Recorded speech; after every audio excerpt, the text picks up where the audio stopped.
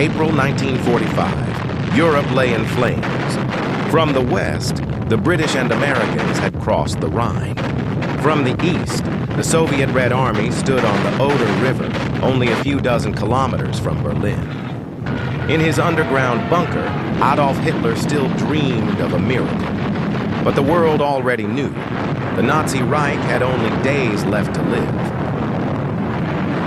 At dawn on April 16th, the earth around Berlin shook. More than 40,000 Soviet guns opened fire at once, turning the night into a sea of fire. Searchlights tore through the mist.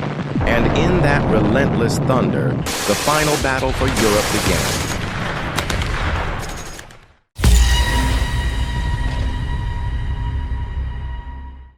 April 1945. Europe was sinking into the final days of the Second World War. In Berlin, the heart of the Nazi Reich, the sky was thick with smoke and fire, the city already devastated after nearly 6 years of unrelenting war. Germany's industrial and economic machine had collapsed. Cities lay in ruins under relentless bombing, food was scarce, and fuel was nearly gone. On both fronts, German forces were retreating before the overwhelming pressure of the Allies. In the West, Anglo-American troops had crossed the Rhine and driven deep into German territory. In the East, the Red Army swept through Eastern Europe, closing in on the German border. By early February 1945, Marshal Georgy Zhukov's First Belarusian Front had reached the Oder River, just 70 kilometers from Berlin. Inside his bunker in Berlin, Adolf Hitler still clung to the illusion of a miracle that could turn the tide.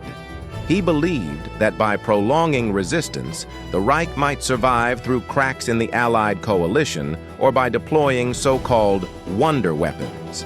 In desperation, he ordered the capital to be defended to the last man, mobilizing even teenagers and the elderly into the Volkssturm militia. Berlin was transformed into a fortress, with multiple defensive belts stretching from the outer approaches to the city's very center.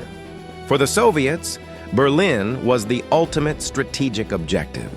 After liberating Poland and securing bridgeheads on the Oder, the Red Army paused to concentrate its forces for the decisive blow.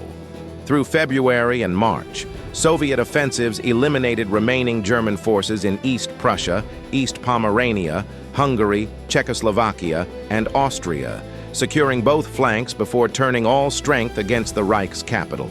By mid-April, the Soviets had massed an enormous force around Berlin.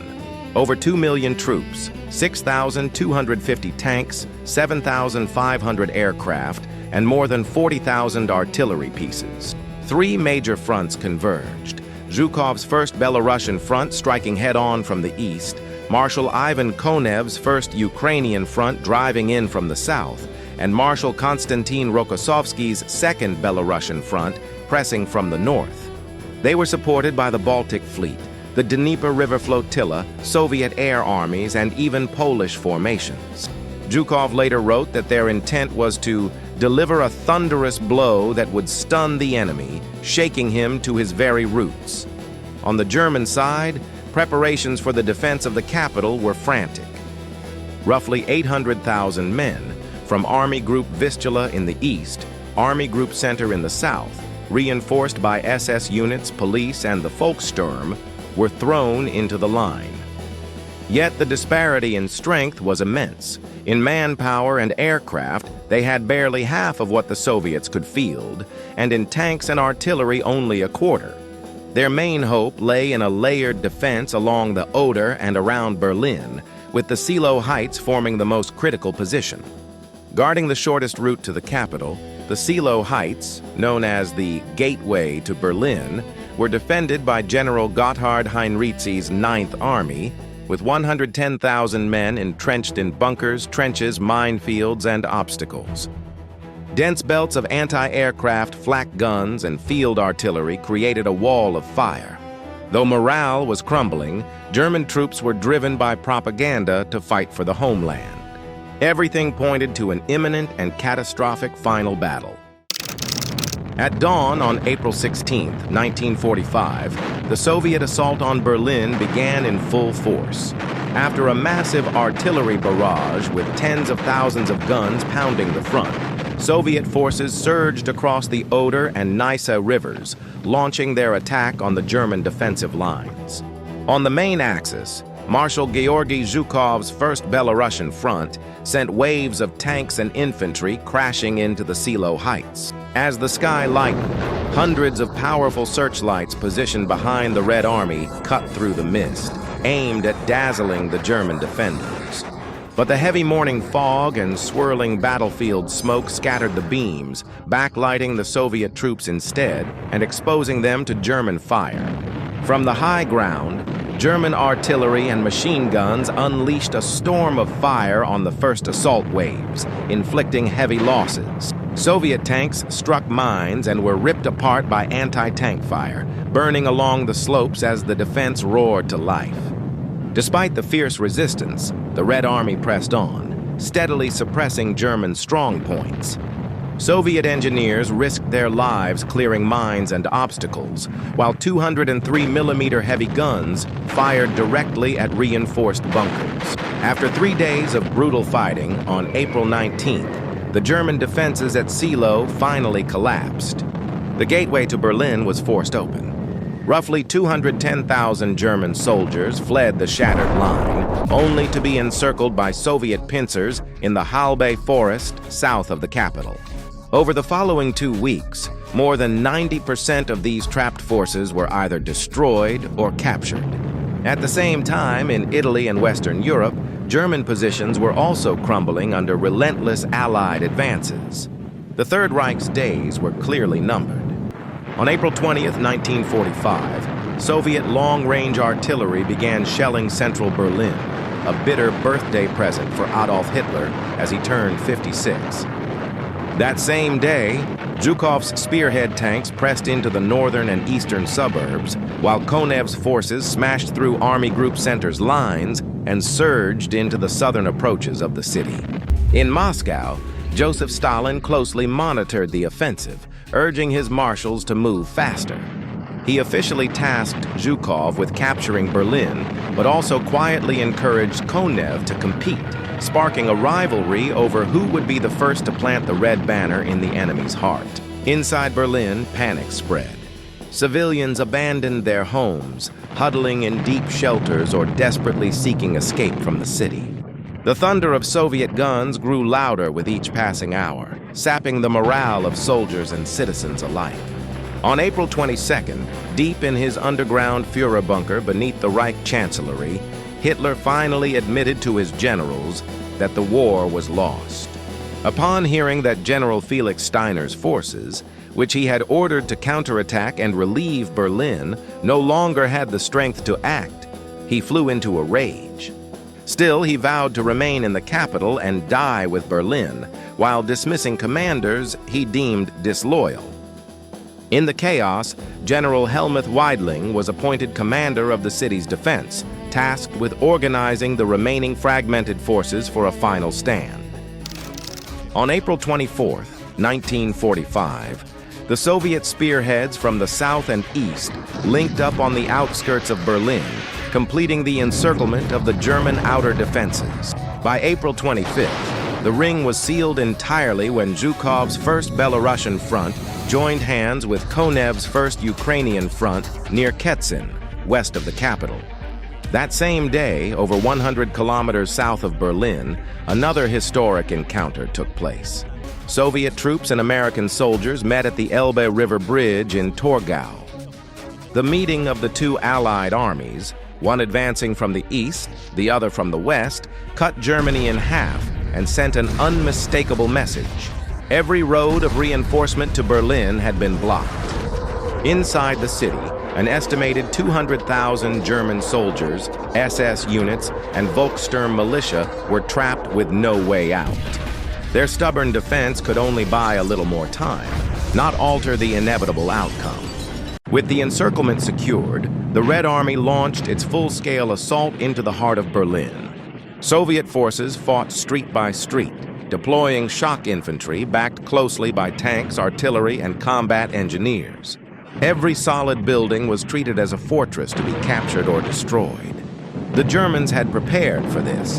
High rises and government buildings were turned into strong points, while the underground network of subways and sewers allowed troops to move unseen, launching surprise attacks against the Soviets' rear. Suicide squads appeared everywhere, firing suddenly before vanishing like phantoms into the ruined city. From rooftops and upper floors, German defenders set up machine guns, sniper nests, and even heavy anti-aircraft guns of 88mm and 128mm caliber, using direct fire against ground targets. Soldiers and civilians alike carried Panzerfaust anti-tank launchers, weapons so simple that even teenage Hitler youth could destroy a Soviet tank at close range. Nearly 2,000 Soviet tanks and armored vehicles were lost in the streets of Berlin to such ambushes. Faced with these threats, Soviet tank crews advanced slowly, hugging building walls to shield their flanks. As Red Army gunner Ivan Maslov recalled, any tank moving down the middle of the street was quickly set ablaze. Every intersection, every house turned into a battlefield. The German defenders were split into isolated pockets, cut off from communication or support. To crush these strong points, Soviet units broke into small assault groups, surrounding and isolating targets before leveling them with concentrated firepower. Infantry moved in lockstep with tanks, supported by mobile artillery to suppress snipers and Panzerfaust teams above. When faced with machine gun nests buried in basements or bunkers, Soviet engineers placed explosives to bring entire buildings down. The Germans resisted with desperation, but as ammunition ran out, their fate was sealed: annihilation or surrender. By the end of April 1945, the fighting had narrowed to the very center of Berlin, where the last command posts of the Nazi regime were located. On April 28th, German High Command received devastating news. Heinrich Himmler, the notorious SS chief and Hitler's most trusted lieutenant, had secretly sent envoys to negotiate a separate surrender with the British and Americans. The report, broadcast by BBC London, struck Hitler like a dagger in the back. Shaken and betrayed, he sank into despair, convinced that everything was collapsing. Outside, the German defense shrank into an ever-tightening pocket. From April 29th, the remnants of the garrison, mostly die-hard SS units, pulled back to defend the Reichstag and the Reich Chancellery, where Hitler's underground bunker was located. The city center had become a smoking wasteland. Palaces and museums lay in ruins, grand boulevards were littered with blackened tank carcasses, and the acrid stench of gunpowder mixed with the smell of death. Beneath the rubble, in the suffocating confines of the Führer bunker, Hitler and his reduced staff lived out the final hours of the Reich. On April 29th, he hastily married Eva Braun, then drafted his last will and testament. In it, he stubbornly refused to admit defeat, appointing Admiral Karl Dönitz as president and propaganda minister Joseph Goebbels as chancellor. He also ordered that his body be burned after death to avoid the humiliation of capture at the hands of the enemy. At midday on April 29th, the final assault on the Reichstag began. Soviet artillery and airstrikes battered the city center before Red Army shock troops stormed the iconic building. Inside, over 5,000 German defenders, mostly SS, fought to the last, contesting every corridor, stairwell, and chamber. Soviet 152mm and 203mm guns blasted holes in the walls for infantry to pour through, but the Germans clung to basements and darkened rooms, launching counterattacks that briefly pushed the attackers back. From flak towers a few kilometers away, 128mm guns poured supporting fire into the embattled stronghold. For 2 days, the battle raged hand to hand, blood staining every stairway and hall. By late afternoon on April 30th, Soviet storm groups finally broke through to the roof. At 9:50 p.m., Soldiers Mikhail Igorov and Melaton Kantaria raised the red banner with hammer and sickle atop the Reichstag dome.